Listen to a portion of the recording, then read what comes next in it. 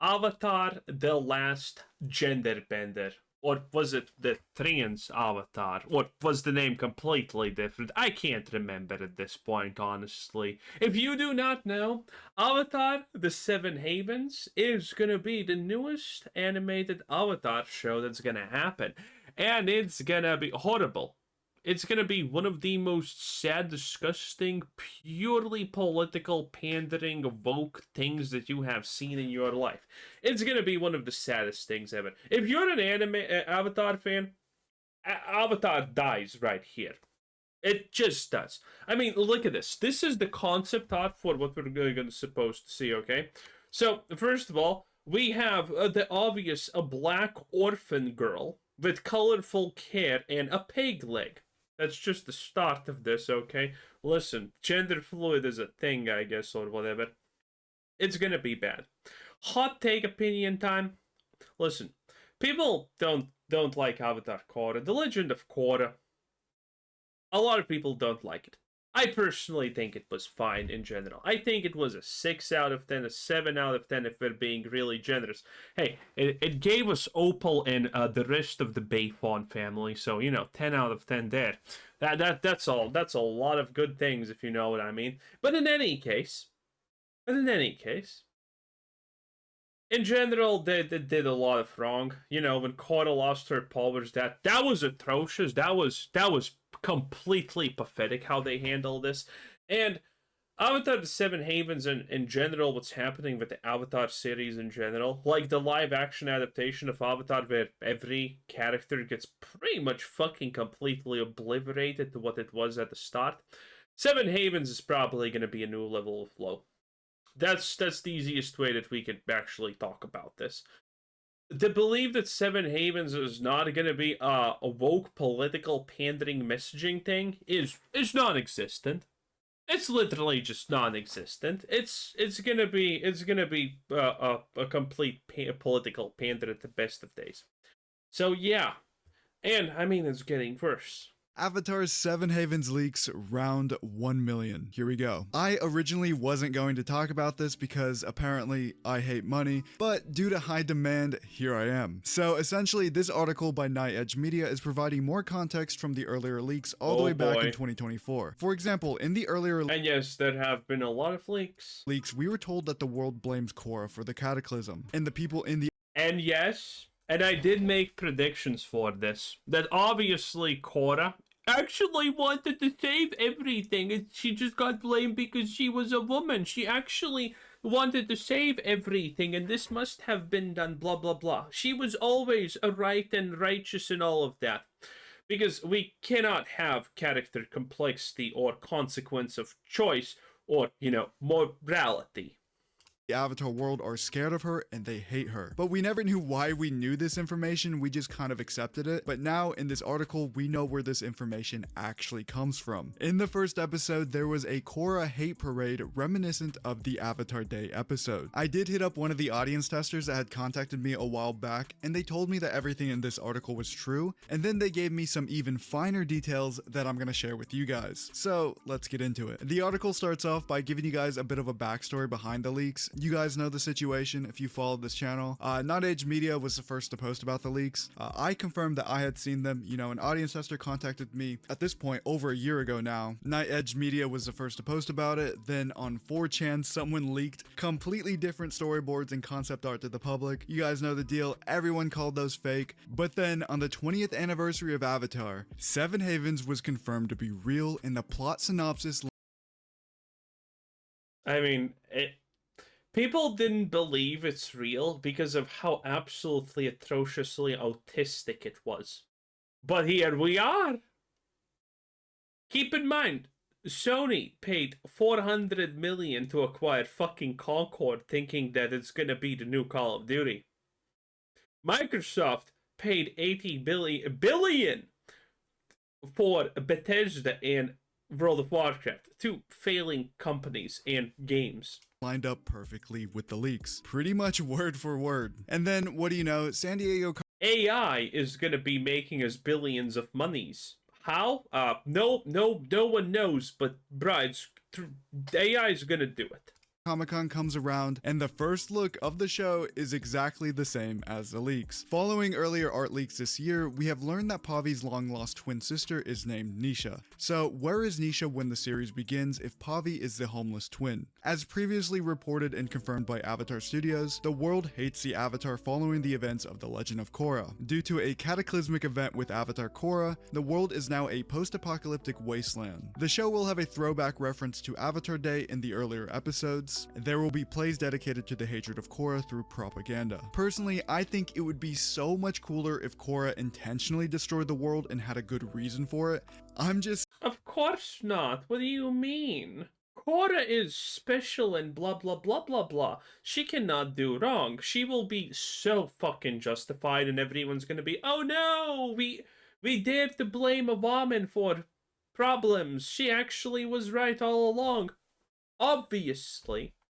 So sick of misdirections. I need this to be upfront. I need Korra to see the humans do something and just be like, yep, these guys gotta go. As I mentioned earlier, I did ask my source about this Avatar Day parade, and he provided me with some finer details. Nothing super major, but it's still cool to hear. He told me what people were saying at these parades. There was one guy in specific complaining about Korra destroying the world and how they live in a dune-like wasteland and there's nothing but sand for miles and miles. So there are a couple of things we can gather from this. Once again, the people of the Avatar world truly believe Korra is at fault for this. But two, apparently the sand ends at some point. Maybe parts of the Four Nations survived, like maybe the Water Tribe is somehow still there, or at least ruins of it that aren't completely buried in sand like we originally thought. We have spoken to several sources regarding the early test screenings for episode 1 and 2 of the series, which revealed the following plot details. We have learned that essentially benders have become extinct in the universe. The few that can bend are taken away from a young age and are forced into servitude for the guards of Allura City to fight against the outside energy storms, while the children are looked at more like a firefighter brigade. They are still enlisted into the army against their will. So this is pretty dark, especially for a show that— This is not dark. This is probably kind of fucking stupid, because listen, a lot of media gets this completely wrong because the writers are clueless fucking hacks. And the thing that they get so wrong so often is the idea that these special people that can only do this thing that we desperately need, yeah, let's treat them like shit. Yeah, let's just make them hate us. Yes, that's gonna work out tremendously fine. The poorest world building ever, okay? Oh, this special group of people that can do this magical thing that we are completely reliant upon. Yeah, let's make them rebel against us. Yeah. Or when some kind of nation is invading another, and they have invaded, and and the small force of invaders has the power, but they're mistreating all of the invaded people constantly. That's just gonna end up in non-stop uprest and guerrilla warfare. Okay, that's so stupid. I mean, damn.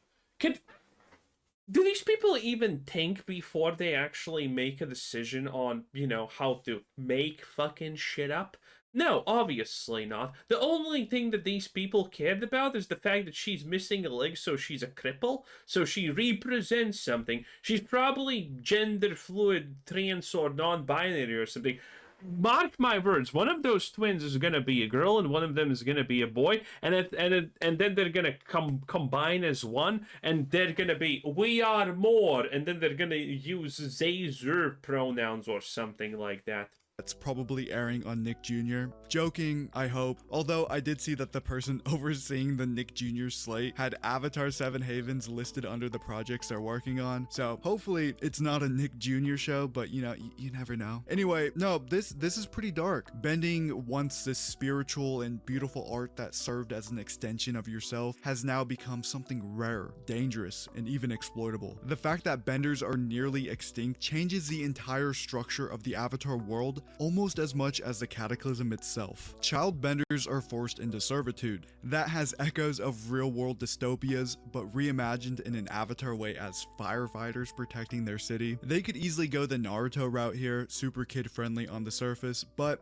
I don't think they'll do that. We learned that Jay first comes into contact— Bro, the old Naruto was not kid friendly, okay? The new Naruto, okay, after Shippuden and Kaguya started and all of that garbage, then it was kid friendly. With Pavi outside of Allura City. Due to an altercation, Pavi is shown using earthbending to escape Jay. He realizes that she must be taken in and forced into servitude along with all of the other child benders. After chasing Pavi, they end up in some ancient ruins where Jay gets stuck. Pavi is forced to use all 4 elements to rescue Jay from the fallen ruins. That's when Jay realizes Pavi must be the long-lost avatar. We've been told that it's been a long time since Korra's era, not just 9 years since Pavi's birth. The world also gives off Mad Max vibes as well as Planet of the Apes, due to the legend of Caesar being similar to the long-lost legend of the Avatar, with small remnants of the old world remaining. I actually did not know about this part. I thought Pavi was immediately after Korra, and maybe she still is. Hear me out. They say it's been a long time since the Korra era, not just 9 years. What if after the cataclysm, Korra went into hiding and lived out the rest of her life in solitude? We know that powerful benders can live a very long time. Bumi lived well over 100 years. Yang Chan also lived to be like 155. Kyoshi lived to 230, although there were reasons for that one. My theory is that Korra just lived a very long time away from the public eye. Everyone assumed she died in the cataclysm, but she survived and she just lived in solitude. I think that's very likely. If the Yeah, that's pretty likely. I mean, there's no reason not to do that. cataclysm happened 10 years after the show when she was like 31, and she ended up surviving it and lived in hiding, and she lived as long as Yang Chan lived. She could have died a whole 120 years after the cataclysm. That would explain why they think there's such a huge gap between avatars, but that's just my personal theory. Jay becomes friends with Pavi and brings her back to his high command, Captain Karthik, in Allura City. Captain Karthik is the leader of the guards in Allura City. He is directly responsible for overseeing all children benders in their role as the city's defender against the energy storms. When Jay presents Pavi to Karthik, he is immediately confused. How can this young girl be the avatar when he already has the avatar? Enter Nisha. Now, I can provide just a little bit more context here. Captain Karthik is also keeping Nisha a secret. The world doesn't know Nisha is the avatar, so when Jay comes across Pavi bending all 4 Wait, when your world is like literally one city and everything else you kind of assume is dead, and it's like, oh, the world isn't the world is like a one fucking place, okay? elements, he thinks he discovered the long-lost avatar. He believes he found the savior of the world, but when he brings her to Captain Karthik, saying, I found the avatar, Captain Karthik's like, how is that possible? Because I already have the avatar. Man, that goes hard. I don't care how fanficky people say this sounds, I like that. Imagine watching this live for the first time, not knowing anything about Nisha, not knowing anything about twin avatars. You're along for the ride with Jay, you think this is the avatar, then a cliffhanger hits, confusion sets in. What, are my eyes deceiving me? Did we not just see her bend all 4 elements? It just sounds like I don't want to deal with cliffhangers, okay? a lot of fun. Hey, I watched The Walking Dead, okay? The only good thing about that show was, and I say good, but it's kind of stupid, the fact that they did really good cliffhangers, okay? If you did not watch The Walking Dead the seasons after, like, I don't know, 3 or 4 or whatever, man, I did. I could yap for hours about how bad that show got. But man, if you did not watch it, the only good thing about that they did in that show was cliffhangers. Because man, those cliffhangers for the next episode were good. Every single one of them was the best part of the episode. The cliffhanger of the future that looks good but never is.